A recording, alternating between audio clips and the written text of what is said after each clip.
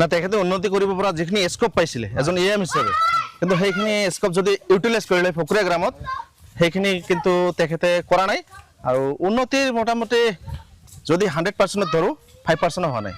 ইমান দিনলৈকে অৰূপ কুমাৰ দে বিস্ফোৰক মন্তব্য দেখিবলৈ পাইছোঁ আমি এই সন্দৰ্ভত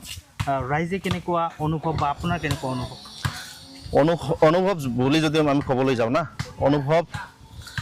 এইবাৰ যিহেতু দলক ভাল পোৱা মানুহ হয় কোৱাটো তথাপিও টান লাগিছে কিন্তু অনুভৱ এইবাৰ ৰাইজে ৰেজাল্ট দিব ৰাইজে ইলেকশ্যন যেতিয়া হ'ব ইলেকশ্যনৰ সময় দি দিব আৰু কি সেইখিনি অৰূপ কুমাৰ দে এই বিজেপি কিবা শিষ্টাচাৰ আছেনে নাই শিষ্টাচাৰ চাওক বিজেপি এটা হ'ল ৰাষ্ট্ৰীয় দল এটা নীতি আদৰ্শৱান দল সেই দলটোক আচলতে বিজেপিয়ে ফকুৰীয়া গ্ৰামত কিন্তু অৰূপ কুমাৰ দেৰ কাৰণে আজিৰ দিনত কিন্তু বিজেপিৰ বিশেষকৈ কাৰ্যকৰ্তাসকলৰ মাজত পুৰণি কাৰ্যকৰ্তাসকলৰ মাজত একদম ডিভাইড এণ্ড ৰুল যেটো পলিচি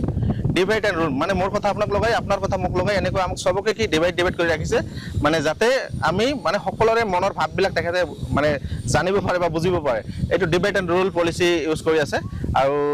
যেটো বৰ্তমান ইয়াৰ হিচাপে টকাৰ যি দমভালি আচলতে বিজেপি দলত টকাৰ কোনো হেৰি নাথাকে টকা দি কোনো বস্তু কিনা বিক্ৰী নহয়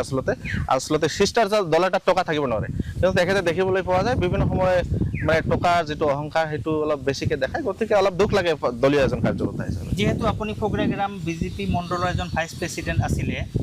অৰূপ কুমাৰ দে বিগত 5টা বছৰে যি উন্নয়ন কৰিলে কিন্তু এতিয়া আজি টিকিট ঘোষণা হ'বলৈ গৈ আছে বিজেপিৰ প্ৰাৰ্থী তালিকাত অৰূপ কুমাৰ দে এইবাৰ আপোনালোকৰ অঞ্চলৰ পৰা কেনেদৰে আগবাঢ়িব বুলি আপুনি নাচা মই মোৰ মনৰ ভাৱটো কৈছোঁ আৰু ৰাইজৰ মনোভাৱ যে মই কাৰ্যকৰ্তাৰ মনোভাৱটো কৈছোঁ ৰাইজৰ মনোভাৱ কিছু কৈছোঁ আগৰ বেলি যোৱাবেলি যেটো আছিলে তাৰ কিন্তু এইবাৰ আধাও কিন্তু সেই মানে কিবাটো নাই হেৰিটো নাই মানে অৰূপ কুমাৰ দেৰ সপক্ষত যেটো গুঞ্জন এটা আছিল এই গুঞ্জনটো নাই এইটো কিয় নাই অৰূপ কুমাৰ দে আচলতে সময়ৰ মূল্য নাজানে এক নম্বৰ সময়ৰ মূল্য নাজানে 2 নম্বৰ কাৰ্যকৰ্তাক সন্মান দিব নাজানে 3 নম্বৰ কথাটো হৈছে তেখেতে ডিভাইড এণ্ড ৰুল পলিচি কৰি একদম হেক কৰি পেলাইছে ফকুৰীয়া গ্ৰামটোৰ কাৰ্যকৰ্তা আগতে যদি আমি ইয়াতে কিবা এটা ঘটনা হৈছিল বিজেপিৰ কাৰ্যকৰ্তাক এটা ফোন কৰি লগালগ এটা ইউনিটি আজিৰ দিনত এনেকুৱা কৰিছে কোনো ইউনিটি নাই মানে আপোনাৰ কিবা এটা বিপদ হ'লে মই যোৱাৰ মানে ৰাস্তা নাই নেষ্ট কৰি পেলাইছে মানে সবৰে লগত সবৰে এটা মানে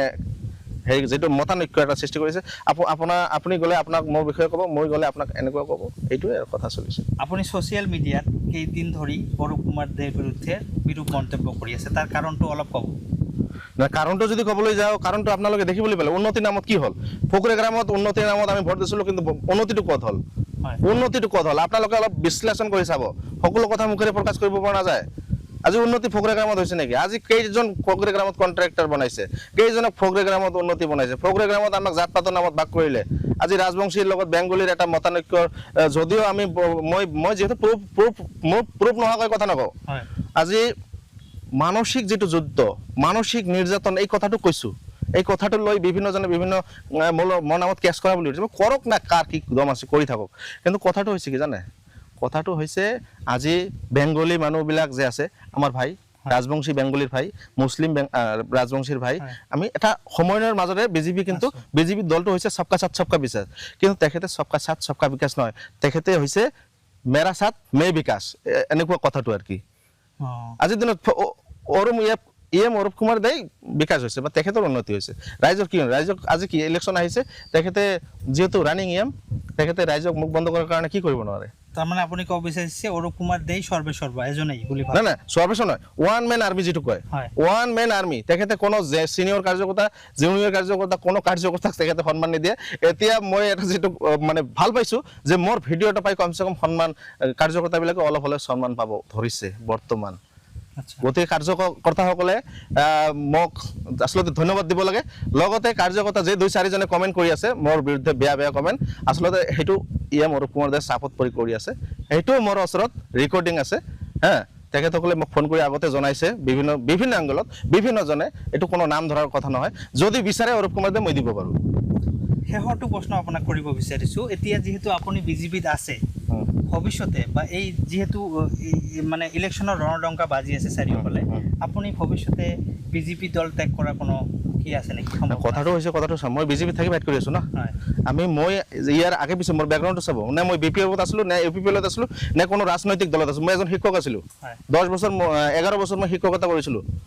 গতিকে মই এটা কথা ক'ব বিচাৰিছোঁ যদি মই ৰাজনৈতিক দল ত্যাগ কৰিব লাগে মই বৰ্তমান যেনেকৈ আছোঁ তেনেকেই থাকিম, মোৰ তেনেকুৱা কোনো উদ্দেশ্য নাই। মই প্ৰথমতে বিজেপি দলক ভাল পাই বিজেপি দলত কাম কৰি আছিলোঁ, এতিয়াও বিজেপিত আছোঁ, ভৱিষ্যতলৈকে মোৰ আইডিঅলজি বিজেপিতে থাকিব। কিন্তু মই বিজেপি পাৰ্টিৰ বিপক্ষে নহওঁ, মই ব্যক্তিকেন্দ্ৰিক, ব্যক্তিটোক মই ভাল পোৱা নাই। অকল মই নহয়, সেয়া ৰাইজৰ কথা, কাৰ্যকৰ্তাৰ কথা। হয় হয়, মানে বিজেপিৰ আদৰ্শ নীতি নিয়ম সব ভালেই আছে। বিজেপি ভাল, ভাৰতবৰ্ষ নহয়, আজি বিশ্বৰ মধ্যে 1 নম্বৰ যদি পাৰ্টি আছে ভাৰতীয় জনতা পাৰ্টি আছে, কিন্তু সেই পাৰ্টিটোক জলাঞ্জলি দিয়া ব্যক্তি কোন? ইয়ে অৰূপ কুমাৰ দে। আজি TCL চিটত তেখেতে কিয় নিজৰ হাতত ৰাখিলে? কোনোবা NGM ৰাখিছে নেকি? আজি TCL চিটো কোনোবা এজন সাধাৰণ ল'ৰাক দিলে তেখেতে সুন্দৰকৈ ফকৰে গ্ৰামৰ বস্তু ফকৰে গ্ৰামত দিব পাৰিলেহে নে নাই? কিন্তু আজি TCL চিৰ বস্তুখিনি ক'ত গৈছে এই আনচাৰে হিচাপ দিব পাৰিব নেকি? হিচাপ দিব পাৰিব। মোৰ ওচৰতো RTI মাৰি মই হিচাপ বাহিৰ কৰি ৰাখি দিছোঁ, ক'ৰ পৰা কিমান মাল উঠাইছে, কিমান মাল TCL চিৰ নামত উঠোৱা নাই। আপোনালোকে মোৰ পৰা বাদ দিয়ক না, ব্লকবিলাকত গৈ তো TCL চিটো প্ৰতি 5 বছৰৰ বস্তুবিলাক আহি আছে। নিজৰ হাতত থকাৰ কাৰণ কি তেওঁ আত্মসাৎ কৰিছে নেকি? না, আত্মসাৎ কৰিছে কৰা নাই নাজানো, কিন্তু তেখেতে আচলতে মানুহক দিছে,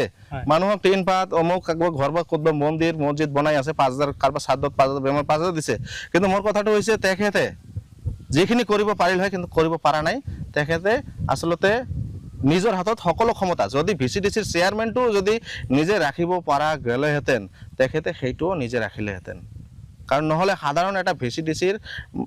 জব কাৰ্ডৰ MGNৰেগা ছিগনেচাৰ কৰিবলৈ কিন্তু তেখেতৰ ছিগনেচাৰ লাগে। আজি বুজি মই যদি ভাবোঁ, বিশ্লেষণ কৰোঁ আৰু 10টা EMGMৰ লগত যদি মই সমালোচনা কৰোঁ, তেখেতসকলে কিন্তু এই কাম কৰা নাই। মে বি যিকোনো খবৰৰ বাবে যোগাযোগ কৰক 7099017330 লগতে 7099017110 নম্বৰত।